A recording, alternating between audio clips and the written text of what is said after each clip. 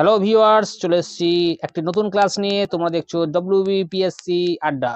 আজকের ক্লাসে তোমাদের স্বাগতম। আজকের ক্লাসের বিষয় হলো রসায়ন। রসায়নের কয়েকটি গুরুত্বপূর্ণ তথ্য নিয়ে আজকের আমাদের ক্লাস। ভিডিওটি প্রথম থেকে শেষ পর্যন্ত দেখো। যদি একটু ভালো লাগে থাকে ভিডিওটিকে, তাহলে অবশ্যই চ্যানেলটিকে সাবস্ক্রাইব করে পাশে থেকো এবং বেল আইকন বাজিয়ে দিও, যাতে এরকম নিত্য নতুন ভিডিও নোটিফিকেশন সবার আগে তোমরা পেয়ে যাও। আমার এই চ্যানেলে এবার প্রতিদিন একটি করে প্র্যাকটিস সেট দেওয়া হবে। তোমরা ইতিহাস, ভূগোল, বিজ্ঞান বা পলিটি বা অন্যান্য যে কোনো সাবজেক্টের প্রতিদিন একটি করে প্র্যাকটিস সেট পাবে। সেই প্র্যাকটিস সেটটা তোমরা মন দিয়ে অ্যান্সার করো, দেখো মেলাও, কত পাচ্ছ অবশ্যই কাউন্ট করো। যদি 80% অ্যাবাভ প্র্যাকটিস সেটে নাম্বার পেয়ে থাকো, তাহলে তোমাদের হচ্ছে কি যে প্রস্তুতি ভালো জায়গায় আছে, আরও ভালো করতে হবে।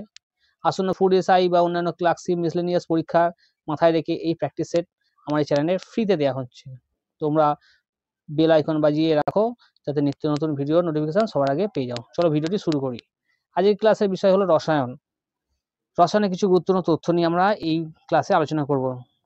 পৃথিবীতে স্বাভাবিক মৌলিক পদার্থের সংখ্যা কটি? পৃথিবীতে স্বাভাবিক মৌলিক পদার্থের সংখ্যা হলো 92টি।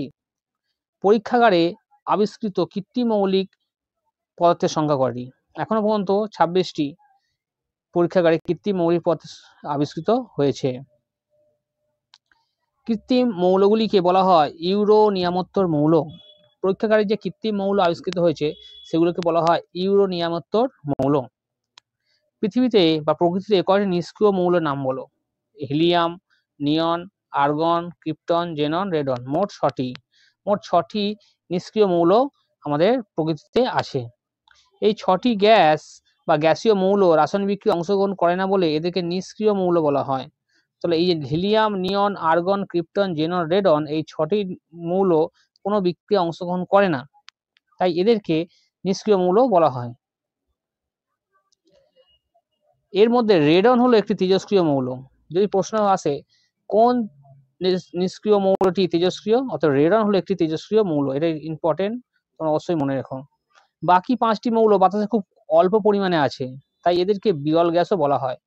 অর্থাৎ বিরল গ্যাসের উদাহরণ যদি এসে থাকে, তার মধ্যে হিলিয়াম, ক্রিপ্টন, জেনন, রেডন আর আর্গনের মধ্যে রেডন বাদে বাকি সবকটাই হবে। আমাদের পরবর্তী প্রশ্ন হলো তরল মৌল বা ধাতু হলো পারদ, ব্রোমিন। মৌল বলে হচ্ছে কিনা, তবে হচ্ছে কিনা যে পারদ ব্রোমিন দুটোই এসছে, কিন্তু যদি ধাতু হয় তাহলে পারদ হবে, আর অধাতু হলে ব্রোমিন হবে। সাধারণ উষ্ণতার তরল ধাতু পারদ, এছাড়া গ্যালিয়াম ও সিজিয়াম। সাধারণ উষ্ণতার তরল ধাতু হলো পারদ, গ্যালিয়াম ও সিজিয়াম। সাধারণ উষ্ণতার তরল ধাতু হলো ব্রোমিন। সাধারণ উষ্ণতার তরল ধাতু হলো ব্রোমিন। সবচেয়ে হালকা ধাতু হলো লিথিয়াম। প্রকৃতিতে পাওয়া যায় সবচেয়ে হালকা ধাতুর নাম হলো লিথিয়াম। আমাদের পরবর্তী প্রশ্ন হলো জলের চেয়ে হালকা ধাতু হলো লিথিয়াম, সোডিয়াম, পটাশিয়াম। LiNa(K). জলের চেয়ে হালকা ধাতু হলো লিথিয়াম, সোডিয়াম, পটাশিয়াম। ধাতু হলেও গলনাঙ্ক কম। কোন কোন ধাতুর গলনাঙ্ক কম? পারদ, গ্যালিয়াম এবং সিজিয়াম। জলের চেয়ে ভারী অধাতু হলো আয়োডিন। এটা I2টার নিচে হবে, I2 মানে আয়োডিন। জলের চেয়ে ভারী অধাতু হলো আয়োডিন, অবশ্যই মনে রাখবে। অধাতু হলো গলনাঙ্ক বেশি। এমন একটি পদার্থের নাম বলো যদি অধাতু কিন্তু তার গলনাঙ্ক বেশি, তাহলে কার্বন, বোরন এবং সিলিকন। আমাদের পরবর্তী প্রশ্ন হলো অধাতু হলেও তড়িৎ ধনাত্মক মৌল, তা হলো হাইড্রোজেন, H2। অধাতু হলেও তড়িৎ ধনাত্মক মৌল হলো হাইড্রোজেন। আমাদের পরবর্তী প্রশ্ন হলো অধাতু হলেও উজ্জ্বল হলো আয়োডিন বা গ্রাফাইট, হীরক। অধাতু হলেও উজ্জ্বল অধাতু হলেও উজ্জ্বল, তা হলো আয়োডিন, গ্রাফাইট এবং হীরক। অধাতু হলেও আলোর প্রতিফলনে সক্ষম,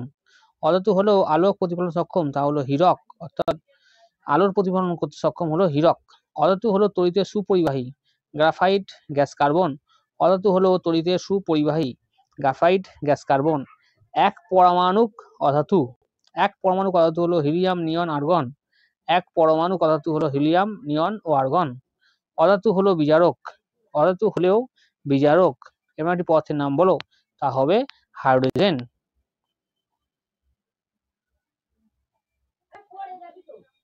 আমাদের পরবর্তী প্রশ্ন হলো, অধাতু হলো জটিল লবণ গঠন করে। অধাতু হলেও জটিল লবণ গঠন করতে পারে এমন একটি পদার্থ বা মৌল হলো বোরন এবং সিলিকন। ক্যাটিনেশন ধর্ম দেখা যায়, এটি বারবার অনেকে পরীক্ষায় এসেছে। ক্যাটিনেশন ধর্ম দেখা যায় কোন কোন পদার্থে বা মৌলে? Carbon, sulphur, silicon.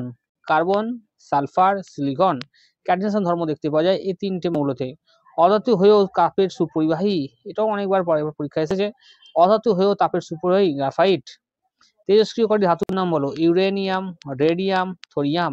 Uranium, radium এবং থোরিয়াম।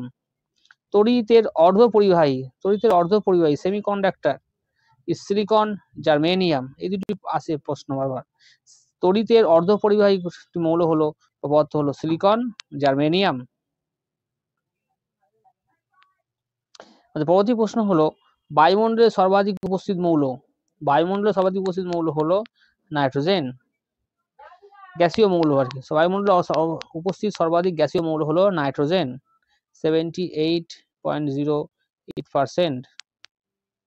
সবচেয়ে ভারী গ্যাস হলো রেডন। অক্সিজেন সিলিন্ডারে অক্সিজেনের সঙ্গে মিশ্রিত থাকে, হিলিয়াম, হিলিয়ামের সংকেত He।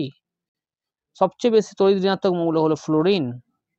বিরল মৃত্তিকা কাদের বলা হয়? বিরল মৃত্তিকা বলা হয় সিরিয়াম, লুটেসিয়াম, এরকম মোট 14টি মৌল আছে, এদেরকে বিরল মৃত্তিকা মৌল বলা হয়।